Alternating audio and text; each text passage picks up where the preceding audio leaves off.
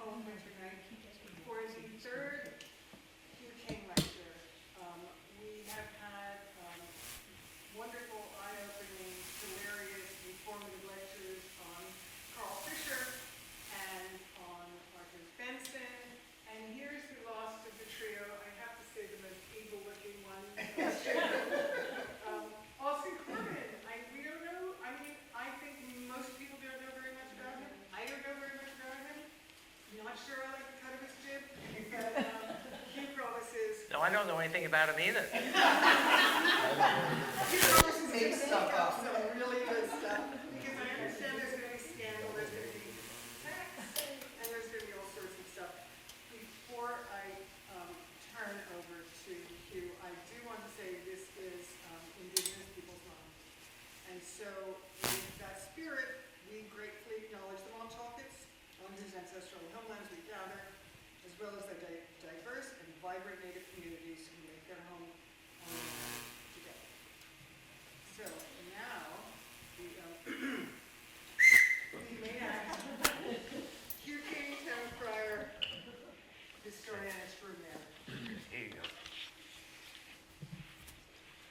Oh, thank you. Okay, I'd like to thank Dick White for initially inviting me down here to do these lectures.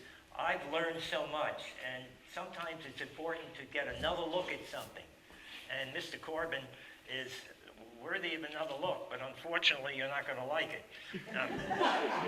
And I want to thank Mia and Ariana, of course, and Claire, because every time I come down here to do these, they're very supportive, and whatever I ask them to do, they get done. Okay, now here's what's going to happen. Mia, Claire, and Ariana have a train whistle. So every time that we go from one topic to the next, they're going to blow the train whistle, and you're all going to say, "All aboard." So let's try it. Okay. When I say conductors, that's when you blow the whistle, all right? Okay. What, she's going to stop laughing. Conductors. Oh, that's great. You got that, Frank? Yes, I do. Okay, all right. All right, it's East Hampton, 1868. There's an annual town meeting every April in East Hampton. And they have the meeting at Clinton Hall, or the old Academy building. Because by 1868, the school was just about disappeared. I think it closed in 1870 with only like 20 students. And the supervisor in 1868 was a man named Hannibal French. And I'm going, what the hell is he doing, be the supervisor of East Hampton? He's from Sag Harbor. Well, he must have been in the East Hampton part of the town because he was elected the supervisor of East Hampton in 1868. And he and his brother Samuel were in the whaling trade, and they sent one of the last whaling ships off from Sag Harbor. This house was redesigned by the guy who designed the Whalers Church, and the Hannibal French house was eventually owned by Charles Edison, who was the brother of Thomas Edison. So what's going on now in 1868 in our town? Okay? Well, the railroad had not reached Bridgehampton yet in 1868. It didn't get there to 1870. Clinton Academy, where the meeting was held, was about to close. There were Montaukets living at Indian Field. Dick White was in grade school. Oh, no, wait a minute. No. That's another talk. Excuse me. Sorry. That's another talk. Stephen Farrow was still alive in 1868. Arthur Benson had not bought most of Montauk in 1868. Thomas and Mary Nimmo Moran, the Moran studio in East Hampton, was not built yet. The main paper on this area was the Sag Harbor Express. Walt Whitman had already visited Montauk by 1868. And Mrs. George Osborne was the hostess at First House. Mrs. Samuel Stratton was the hostess at Second House. And Mrs. Patrick Gould was the hostess at Third House. And I believe Patrick Gould was the lighthouse keeper at one time. And Jonathan Allen Miller in 1868 was the keeper of the Montauk Point Lighthouse. He had lost an arm during the American Civil War. Okay? So it's 1868. What's going on? Conductors? Come on. Okay, this is what's happening at town board meetings in 1868. the supervisor of the town and his successor or successors, in an effort to be authorized to issue bonds upon credit bearing interest at the rate of 6%, to aid in the extension of any road that may be constructed to East Hampton in connection with the South Side Railroad or with the Long Island Railroad at Riverhead to the main village of East Hampton. On motion, the meeting proceeded to vote by ballot, the vote being negative by a small majority. Vote it right down. Okay. Here we go again. They vote again in April of 1868. It gets voted down again, and this is what they decide. Resolved that we are opposed to calling any more meetings to test the railroad question, as we are desirous of attending to our own business and allowing other people to attend to theirs. And it comes up again. Okay, the following resolution was moved and seconded. Resolved that the railroad resolution passed at the annual town meeting of the town be rescinded, and the supervisor hereby instructed not to issue any bonds, blah, blah, blah. Goes on and on and on, and now I have found a letter, or a copy of a letter, that was written in 1882, okay, to Austin Corbin, Esquire, President of the Long Island Railroad. Sir, we, the undersigned residents of East Hampton, wish to information as to whether it is the intention of or the desire of the Long Island Railroad to extend its projected line of road from Bridgehampton across Buell's Lane and the main street of the village. Now, Buell's Lane was the Sag Harbor Turnpike. Remember, okay? And the reason for this inquiry, we respectfully call to your attention the ultimate danger the citizens would sustain by reasons of the determination in values of property in the village. So they're all worried about their property values. And guess who signed it? Nobody. It says respectfully, and nobody signed the paper.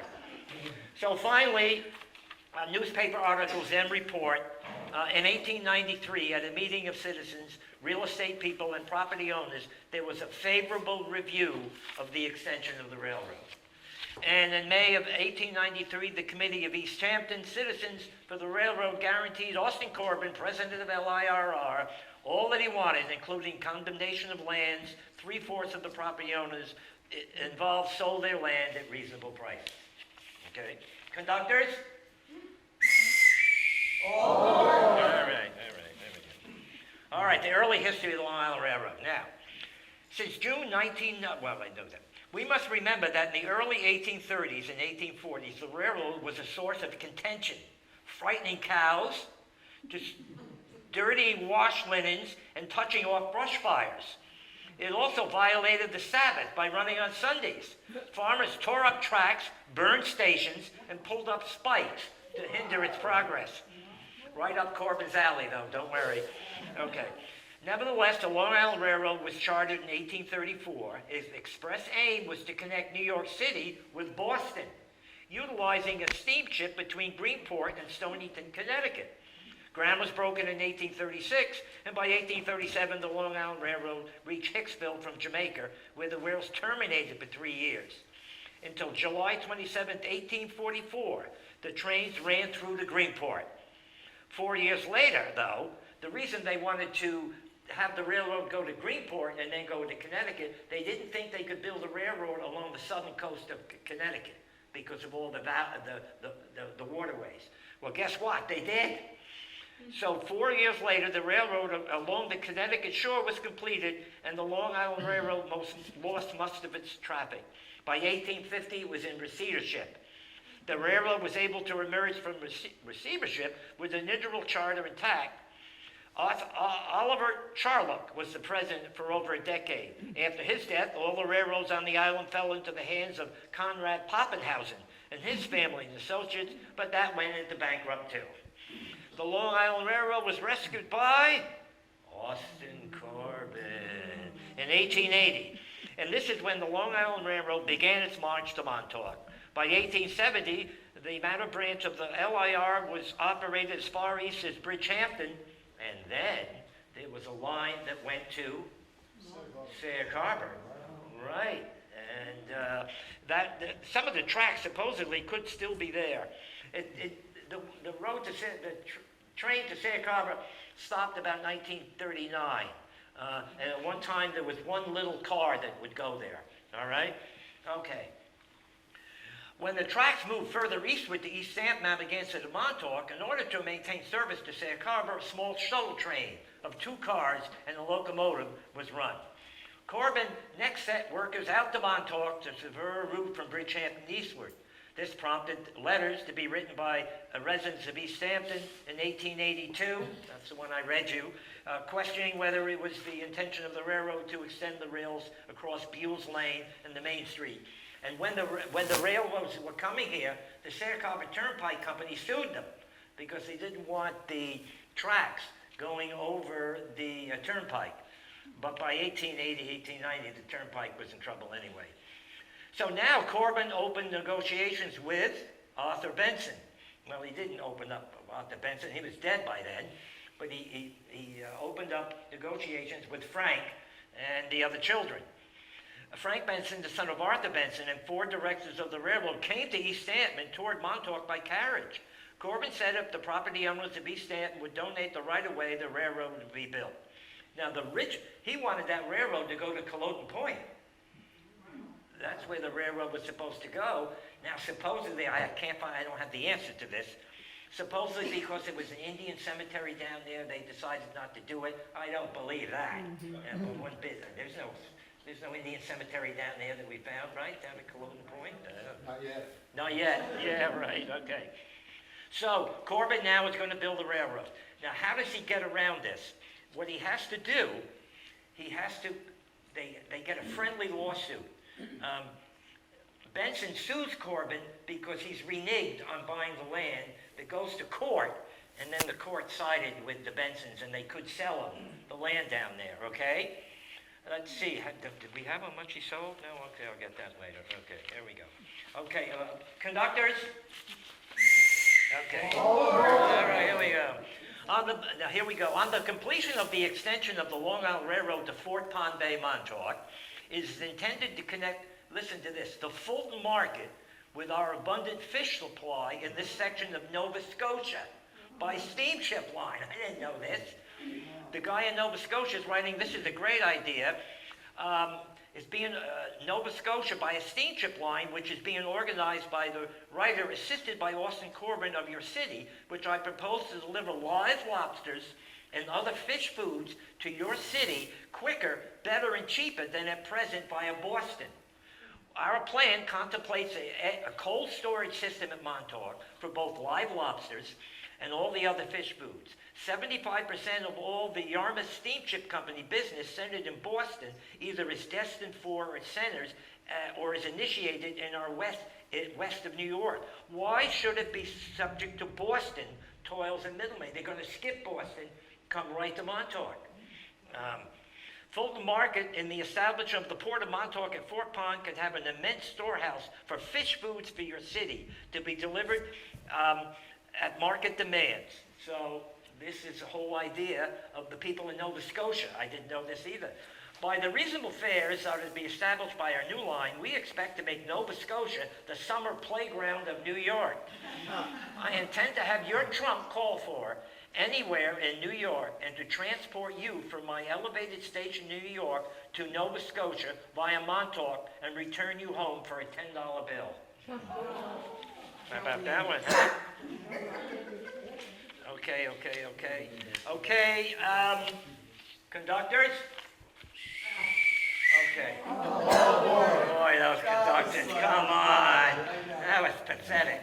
All right. You got that, Frank, right? Yeah, all right. All right, now, building the railroad. This is what these people endured. Okay, here we go. Now, he hires all these people, right? So there's no place to live. So what do you do with all these men who are working on the railroad? So this is one of the early problems. He took a lot of broken down freight cars, boxcars as we call them today, and moved them here, took them off their wheels, and just put them along the potential railroad track. And the men lived in those cars all during the rest of the year. And you can imagine, since they were cars, they were no longer servable for railroad use. They were not too servable for living in. He just put bunk beds in there. Now, where did they get their food? A lot of times it was delivered. Where did you go to the bathroom? We don't want to know. Okay. So now, he fitted them out with bunks, and it must have been very uncomfortable because many of the men, particularly the Italians, wanted to bring their home life with them, and they brought their wives and children. So you could imagine if there was something like 40 men in one boxcar, in addition to a couple of wives and children. Oh, right? Okay. Now, here's another thing. I think you know this one. There were no steam shovels invented at the time. So all the work had to be done with horses and ox carts and things like that. Everything had to be done by hand, so it was a very slow process. Most of the area, though, of course, were sand hills and made it a little bit easier to do a lot of digging. But the ground was very irregular, particularly through hither hills, okay? And that meant, of course, they had to have deep cuts through the woods, and you had to clear all kinds of growth, and it took a long time. All this by hand. Now, here's something I did not know. You had to have a perfectly flat road bed. Remember, all movement on the railroad in those days was done by steam locomotives. Okay? And the steam locomotive had one big disadvantage. It cannot climb. Oh. I didn't know that. It cannot. That's exactly right where that came from. The little engine that could. The steam locomotive can only take a 2% raise in grade, which meant 2 feet for every 100 feet. That's the elevation for steam locomotives. Never knew that before. And here's something from the Star in 1895. The first steam locomotive ever seen in East Hampton. F.H. Clement No. 1 was hauled through Main Street this week by 8 horses. It presented quite a novel sight. The engine was taken to the railroad crossing on Newtown Lane, where it was set up, and track laid to it from the Hook Bridge. Okay? And a gang of about 70 Italians arrived on Wednesday at the barracks east of Amagansett to work upon the grading of the extension of the Long Island Railroad line across Napeague Beach. The shanty just erected will accommodate 140 men, which number is expected to have soon arrived. Grading began Tuesday. The camp for engineer, monitor, and the surveyors are completed, and here they go on and on and on. Engineers, conductors. All right, now we're getting close to the man of the hour. Okay, Corbin had this idea to bring wealthy people from their homes to luxurious resorts. He paid low wages, took great pride in crushing unions, and replaced their members with imported immigrants. You can imagine what he thought of the Montaukans. In May of 1895, the railroad tracks under Corbin reached Amagansett. Now, I'm repeating some of this, but it's okay. Corbin now wants to extend the line to Montauk and needs to purchase land from the Bensons. Arthur Benson has died, so Corbin is dealing with his widow and 2 children, one of them being Frank Benson. But Corbin is unsure of the Bensons' clear title to the land. To solve the problem, Corbin and Frank Benson worked out a legal plan of action. Corbin would renege on his plan to purchase the land, and Benson would bring a friendly lawsuit against Corbin to compel him to complete the purchase. The courts eventually sided with the Bensons and gave them clear title to the land that Corbin wanted to purchase. Corbin and Pratt, that's Charles Pratt, his other partner, purchased 5,500 acres of land at Montauk from the Bensons. The price was $200,000. They purchased 4,000 acres from the center of Fort Pond to the west border of Oyster Pond and 1,500 acres bordering all sides of Fort Pond Bay. Corbin then secures the right-of-way through hither hills from the Bensons, and then he builds the line from Amagansett to Montauk. Corbin's plan, you know this already, was to build a deep water port at Fort Pond where transatlantic passengers could debark and travel by train to New York City, saving a day of travel. Corbin then begins to lobby Congress to establish a duty-free port at Fort Pond. Despite the objections of the U.S. Army Corps of Engineers, the Corps of Engineers were against building a deep water port because of fog and sunken rocks. By 1896, the bills seemed headed for passage. And here's where I made a mistake. Fate steps in, headline in New York Times, June 5th, 1896, Austin Corbin dead. Thrown out of his carriage at Newport, New Hampshire, lives about 7 hours, suffers severely a portion of the time from his injuries, leg broken, head badly cut, scalp laid bare with 2 great gashes, and his lips and chin frightfully lacerated. John Stokes, the coachman, dead. Then the bill died in Congress. No, it did not. The whole idea did not die with his death. Okay, here we go. This is 1910, they're talking about this. Another statement made to the effect that several English lines and a Norwegian line are seeking Fort Pond Bay as a terminal. That will not be long before a deal will be consummated. A portion of the several thousand-acre tract in the Fort Pond Bay section, formerly the property of the Benson family of Brooklyn, is said to have come into possession of the Pennsylvania Railroad. That's sufficient for the development of that bay into a great port. So they're still talking about this in 1910, okay? Now we go here. $3 or $4 million would have to be spent building a breakwater along the eastern side of the channel leading into Fort Pond Bay in order to make a good, substantial harbor. The Long Island Railroad would have to be double-tracked to Montauk. It's now double-tracked to Oakdale, about 50 miles east of Fort Pond Bay. The effect of such an enterprise would be critical upon the growth of eastern Long Island, and its importance as a port of entry and a great community center would be done. And now it's 1919. They're still talking about this. Announced by shipping board of the building 1,000-foot 4-day transatlantic liners with port of entry at Fort Pond Bay revives old discussion. The reduction of the improvement to concrete financial terms resulted in a strong agitation for action by Congress, creating a port of entry at Montauk and providing for a survey of the port by Army engineers. About 1911, the survey was commenced.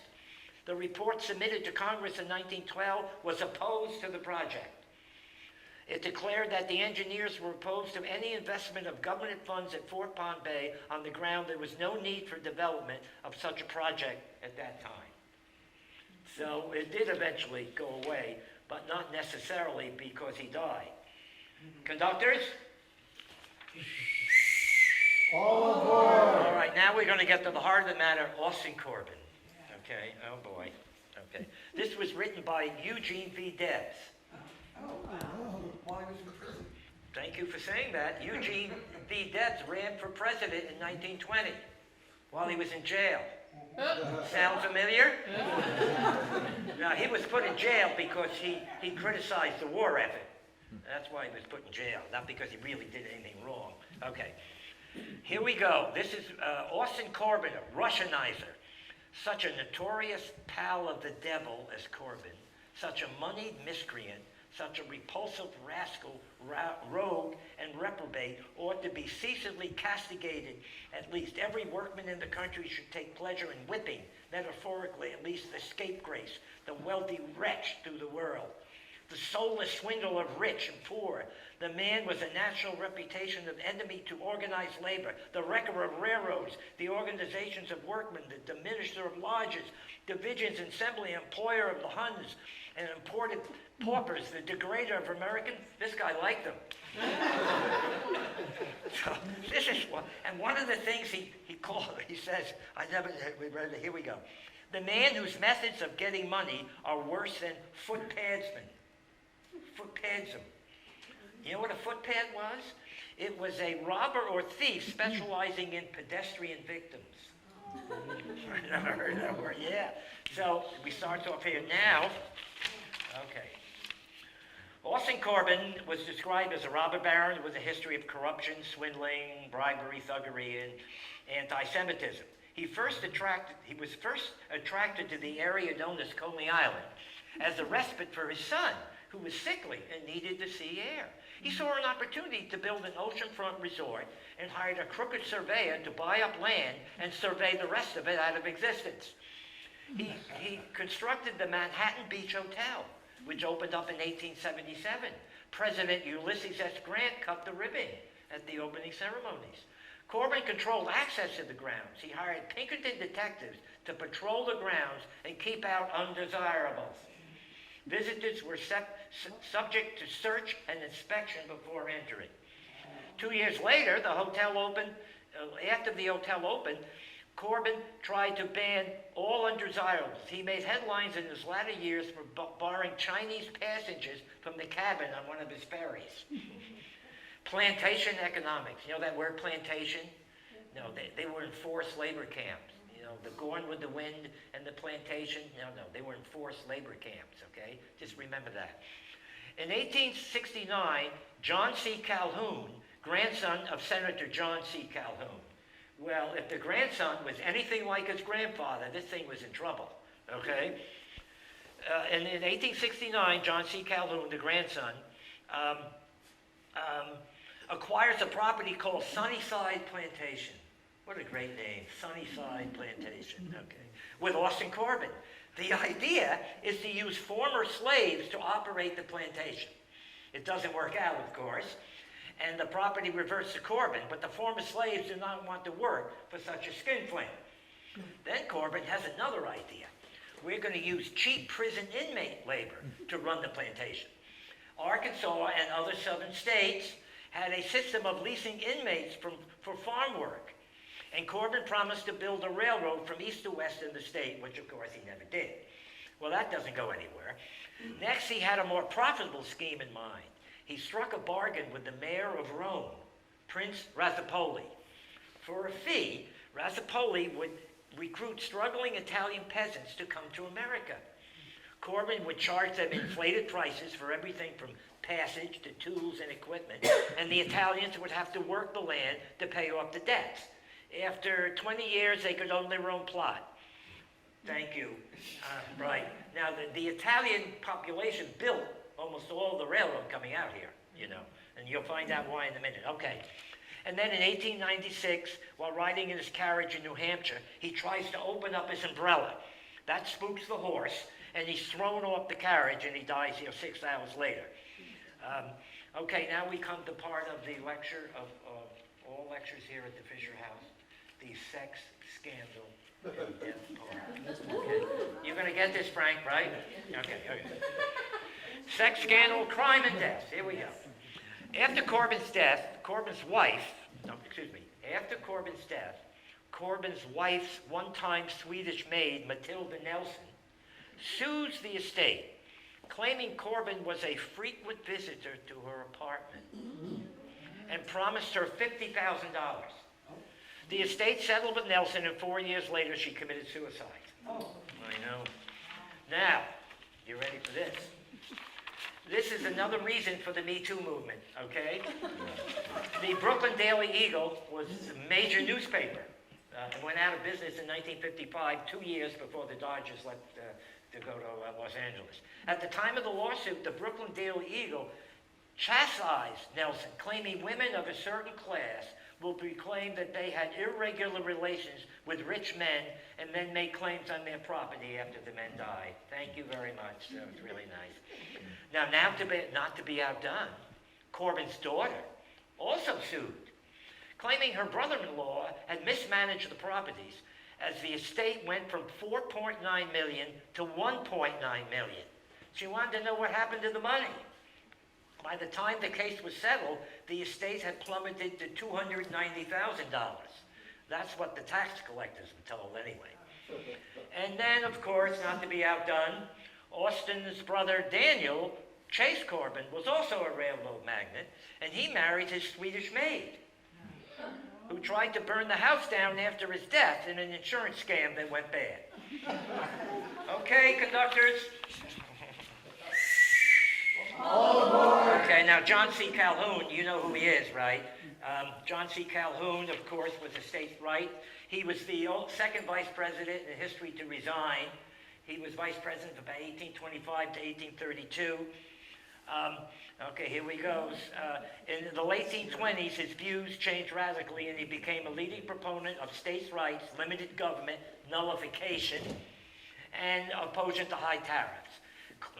Calhoun saw northern acceptance of these policies as a condition of the South remaining in the Union. But even though he died in 1850, his rhetoric, of course, pushed the idea of secession ahead. Okay, conductors. Okay, now we're going to have some pictures. So I'm going to stop talking so now you can wake up, and I'm going to turn the lights off here, and Ariana now has a photo montage for you.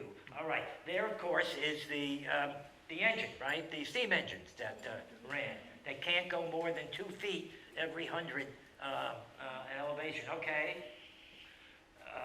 That's James Eichhorn's train. James Eichhorn lived in Amagansett, and he retired, I think, in 1952. And he said when he was in that engine, he was in his office. He called it his office. He lived on Meeting House Lane in Amagansett. Okay. All right. Well, right, we're going to talk a little bit about Camp Wyckoff, but we're not going to talk a lot because Jeff Heatley has a new book out. Okay, which is huh? Yeah, go get it. We could show it. Don't skip your wine. We're going to talk about Roosevelt. Now, that picture on the right is probably staged. Who puts their gloves on to write a letter? Okay. And Pershing said that the 2 months that Roosevelt spent down there, it pushed him off into the governorship, the vice president, and the presidency. All right, go ahead. Now, we're going to show a couple of pictures of Camp Wyckoff, because if it wasn't for the railroad, probably Camp Wyckoff could not have been done out here in Montauk. The railroad played a very important part. So, okay, and then there's we want to show this one. I think the trains are over on the left there, right? And that's another part of Camp Wyckoff on Fort Pond Bay. Okay, and there we have soldiers coming off. We wanted to show you that, right? Now, even though Fort Pond Bay didn't become a huge port, it still was able to take these ships from Cuba into Fort Pond Bay. That's a huge ship. Yeah, I know.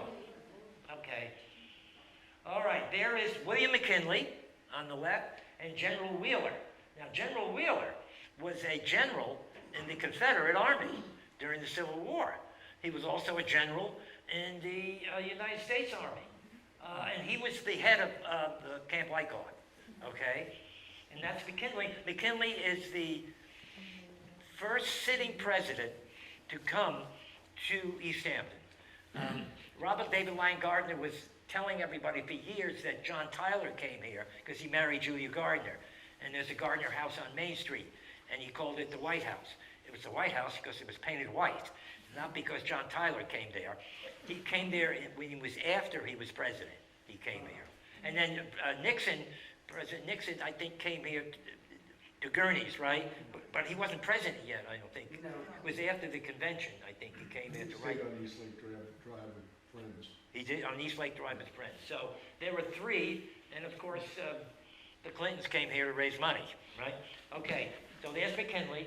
Okay, and then, of course, we're going to get to the real story in a minute, but what happens, of course, is Roosevelt becomes a vice presidential candidate, but keep going. I want to get.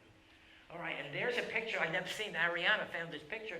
There's McKinley talking to Wheeler under a tent down at Camp Wyckoff. And here's the book by, this is the new edition, right, Mia, of Jeff Heatley's book. And you got to get it because everything you want to know about Camp Wyckoff is right in here. Yeah, it's fantastic. Really great book. Yeah, yeah. Okay. Ooh, okay. All right, Ariana. All right, we got the. Oh, yes. Oh, watch this. Kenny Cullum found this. Oh, dear. That's okay. It's okay. Cannot play media. If you can't, you know. Oh, dear. I'm sorry, guys. No. You can't get fired from that job, Ariana. What she's going to show, there's a film of the soldiers parading down in Montauk. Okay. No, I think parading in 1902. Okay. I'm gonna do a thing. Okay, we'll keep, Okay. yeah, I'm gonna do a thing. Keep talking. keep talking. Okay. All right. What I want to talk about. Nobody ever told you that? No, I've heard stop talking. So now, let me tell you about, you're going to see a picture of Garrett Hobart. next, okay? So she's working on them. Garrett Hobart changed the course of history. Changed the course of history in the United States. From the Library of Congress. Ah, He changed the course of history not only of this country, but of the world. He had a house here in East Hampton, a summer house. How did Garrett Hobart change the course of history? He died, okay? He was the vice president under William McKinley. So now it's the election of 1900, and McKinley's going to run again with Hobart as the vice president, and he dies. So now they need a vice presidential candidate. Well, Tom Platt, Boss Platt in New York, they want to get Roosevelt out of the governorship because he doesn't listen, right? So we'll stick him in the vice president's job. You'll never hear from him again. Because once you got in that job, the only one vice president, Martin Van Buren, ever became president in an election. The other vice presidents became president when the president died, okay? So they stick, first of all, Roosevelt doesn't want this job, but he finally agrees to it. And so he's now the vice presidential candidate, and McKinley gets elected, and then he gets assassinated. And now Roosevelt's president of the United States. Oh, yeah, what am I doing? Am I doing okay, Ariana? Yeah, okay. All right, so now he's the president of the United States, which, of course, they didn't want at all. You did good. All right, I'll work on it. Okay, can we get another picture? We are up to Austin Corbin. We're back. Oh, boy. And what's next? Yeah, here we go. We're back here. And what's next? Thank you. And there's Garrett Hobart, I just told you about him. He's the man who changed history, all right? And his wife, they had a house here in East Hampton. All right, keep going. I love it. And then we have Calhoun. John C. Calhoun. Who's our next? Oh, there's John C. Calhoun, the secessionist, the states' rights, and he decided that South Carolina could nullify any law passed by Congress. Well, he didn't consider Andrew Jackson, who just threatened to send troops down there, and that would have been an end to that. And even though he died, okay, now we can stop. Okay, blow that whistle. All aboard! All right. Now, wait a minute now. Oh, you're going to do that one first, okay. No, it's okay. I was going to do Little Italy first, but we'll do Seychelles Islands. It's okay. Okay? Okay. The railroad brought two people here. The first one, that's Francis Laporte. Okay? And go ahead. Okay. And just hold it right there. There's the Seychelles Islands down there on the right. Okay? Okay. There are two Laportes came here. Joseph Laporte was born in Mount Fleury on the island of Mahi, the largest of the Seychelles group of 80 small islands. His father, a chief of police, died when he was 11, leaving his mother with 10 children. His mother brought him a little sailboat and he went offshore fishing. At 13, he took a job on a sloop fishing along the African coast. He met an American whaling ship. With two other boys, he went on board and he was promised a job. 2 weeks later, the boys said goodbye to their families and were to be picked up, but the captain had changed his mind.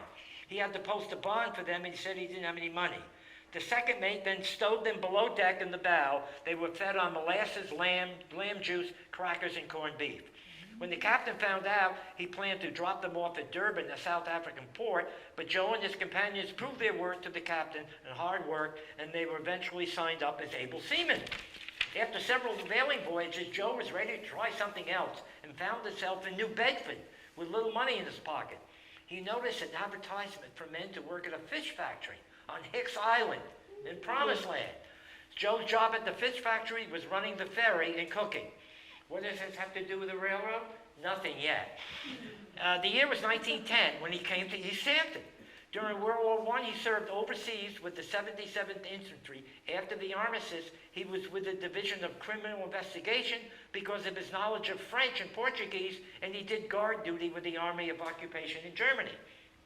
He married Marguerite Fowler. Yeah, Marguerite Fowler was born of two Montaukets in Montauk. She was the daughter of two Montauk, and she was born and lived her entire life in Freetown. When he died, he was employed as a special policeman at the school crossing guard at Panago in Skimhampton. You know, in the 1950s, Montauk, the high school in East Hampton also had the grade school in it. And then you had the students from Amagansett, Montauk, and Springs. So it was too crowded. We went on split session, thank you, split session, when I was a freshman and a sophomore. And then they sent some of the grade school students, the smaller students, down to Skimhampton, right across from where Cook Pony Farm was in there, Louis Parr's buildings. And he was the crossing guard there. He was given a military service at his funeral, and a flagpole was erected in the front of the John Marshall School in his honor. There's also a Joseph Laporte Citizenship Award given out each year at the John Marshall School. What's this got to do with the railroad? It's got to do with Francis Laporte. Go back one. That's Francis, okay? Francis Laporte was also born in the Seychelles Islands. As a teenager, he ventured out as a whaler, and being around the world, he followed his brother Joseph to East Hampton. He worked as a track repairman for the Long Island Railroad, and later ran with his brother a neighborhood grocery store in Springs, Fireplace Road, in the Freetown area. He married the former Nellie Collins. Between them, here's why they're important, besides he worked on the railroad. Between them, Francis and Nellie Laporte raised 40 foster children in East Hampton. And some of them stayed. You ready? Billy Harris, Doug Tilton, Marvin Collins, John Hayes, Mary McHugh, Curtis Mayberry, and Jim Devine from Montauk. They were all foster children, and they stayed here in this town. And Francis, okay, now you can keep going there. Oh yeah, there's Joseph on the right, okay? And then there's Marguerite Fowler on the left. Go ahead. Oh, wait a minute. And there's Marguerite again. Okay. That's Nellie Laporte, the wife of Francis Laporte. Okay, well, this is out of context, but I'm going to tell you about it anyway. This has got something to do with the railroad. That's Clem Eichhorn, okay? The first Amagansett firehouse was behind the library in Amagansett. It was a little building back there. The Boys Club owned it. This was right next door, where the old post office in Amagansett used to be. And that's from a railroad train, from an engine. And Clem Eichhorn is sitting on it, so when there was a fire in Amagansett, depending on where you hit the ring and how many times you hit it, it showed where the fire was in Amagansett. Okay. Okay, there's a boxcar. How about 40 people in that baby? Huh? That's why we have that. Okay. All right, now there's a train wreck, but this is how the railroad was done. Look at all those people there. And that's what they had to deal with when they were cutting the train down to Montauk, especially to Hither Hills. Very nice. That's good. Yeah, thank you for doing that, Ariana. That's good. All right. Okay, now we're going back here. There we go.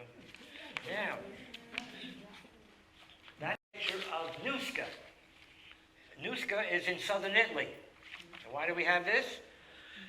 In the late 19th and early 20th centuries, Italy was beset by poverty, overpopulation, natural disasters. The government was dominated by northerners, southern Italy was hurt by high taxes, and there was a scarcity of land to cultivate.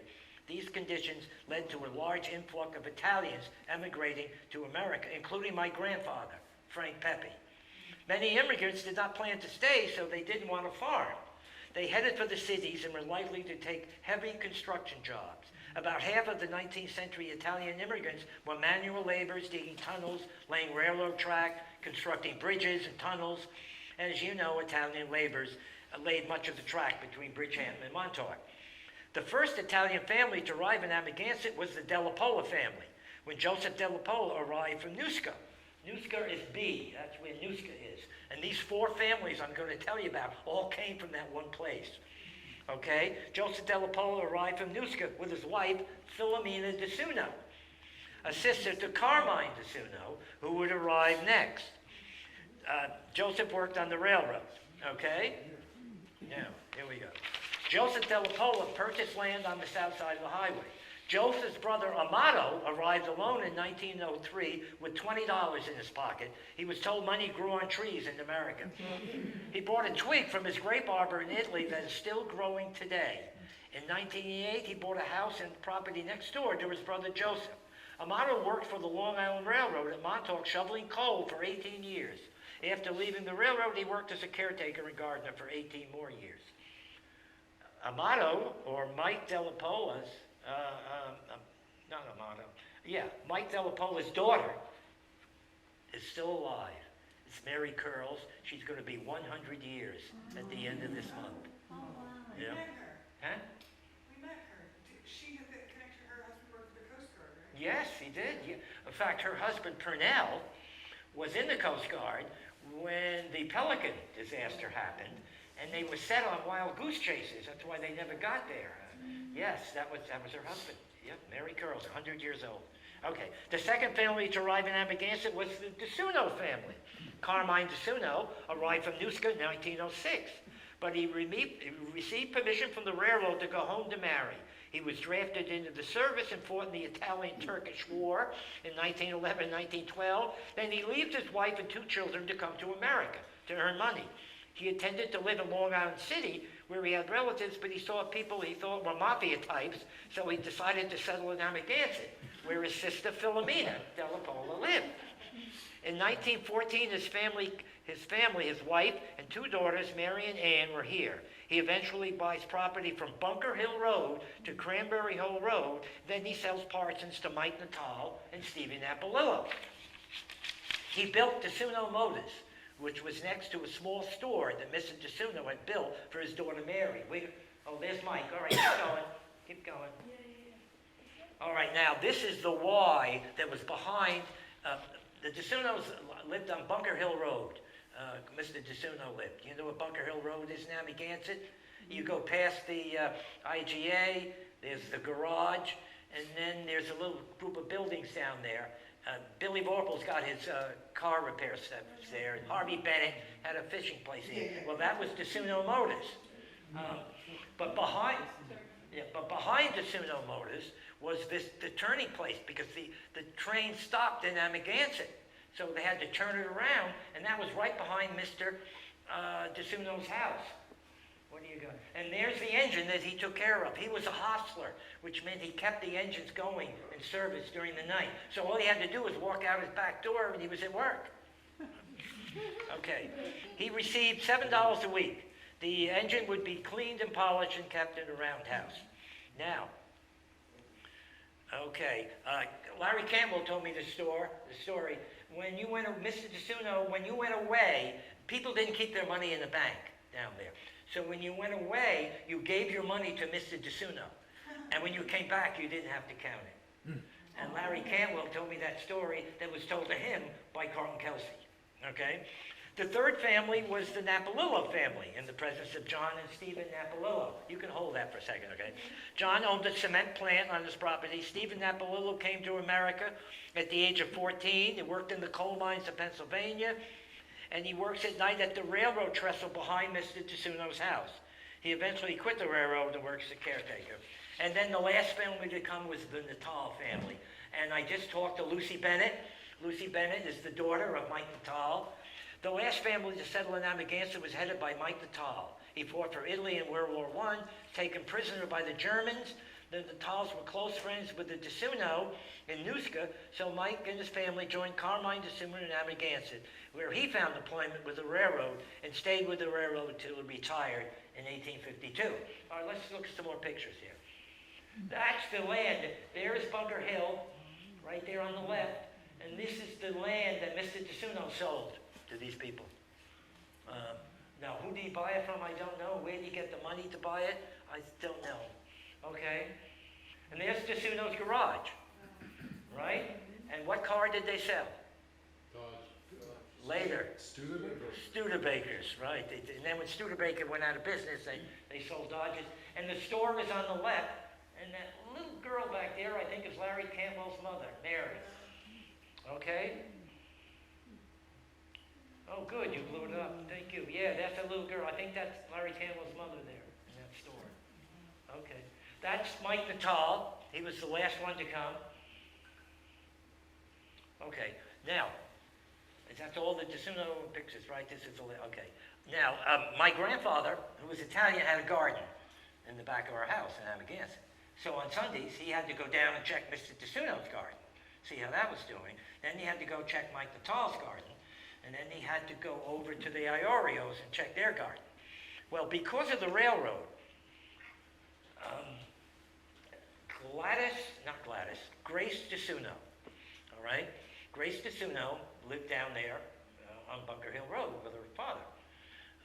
My father lived on Old Montauk Highway.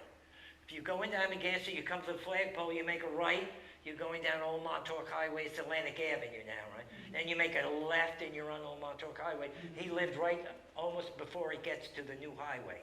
So Grace Finch, or Grace DeSuno, introduced my mother to my father. Well, that's not the end of the story. So then they get married. Well, my mother was from Brooklyn. So my father has to go into Brooklyn, and he's working on the railroad. He's a fireman. When the fireman would shovel the coal, he kept getting furloughed. So he was too low on the list. So he moved back here to Amagansett in 1947, started the plumbing business, and that's why we were able to grow out here in Amagansett, because the railroad kept firing my father. Okay. Conductors. All right, this is the end, all right, almost the end. This is Jeremiah Baker. Jeremiah Baker ran a stage from Amagansett to Sag Harbor, starting in 1858 to about 1905, every day, even through the blizzard of 1888. And why did you go to Sag Harbor? Pick up the mail, okay? The mail came before the railroad came to Sag Harbor. He'd pick it up, come down Buell Lane, which is the turnpike, blow a horn, and that would announce he's there, and he'd deliver the mail to Amagansett and Springs. But when the railroad came, it cut his business off, and he wasn't able to do that. You also, if you wanted to get a piece of cloth or something special in Sag Harbor, you gave him the list, and he would take his stage and go there. His house is still standing in Amagansett. It's purplish now. If you're on the same side as the St. Peter's Catholic Church and you go west, it's the next house. That's Jeremiah Baker's house. Okay? All right, and now we got to end with our buddy, right? Okay, now, I don't know if I can find it. Okay. This is Stephen, of course. Okay, now, we were going to talk about how the Montaukers lost their land tonight, but we're not doing that because it's too much. So I suggested to Amia that the next time we do a talk, we should talk about a little bit how the Montaukers lost their land, okay? But do you know why John Fowler was important? Do you know why George Fowler was important? Wyandanch Farrow? You all know about Stephen Farrow. Sansom Occam? What did he do that was important? How about Quashawan or Heather Flower? Doctors John Strong and Gaynell Stone, Mariah Farrow. Why are all these people important? And I think we could end this whole lecture series when we talk about the Montaukers by talking about some of the people who actually did so many wonderful things that seems to be getting forgotten with the story about how things were lost. And that's it. You're done.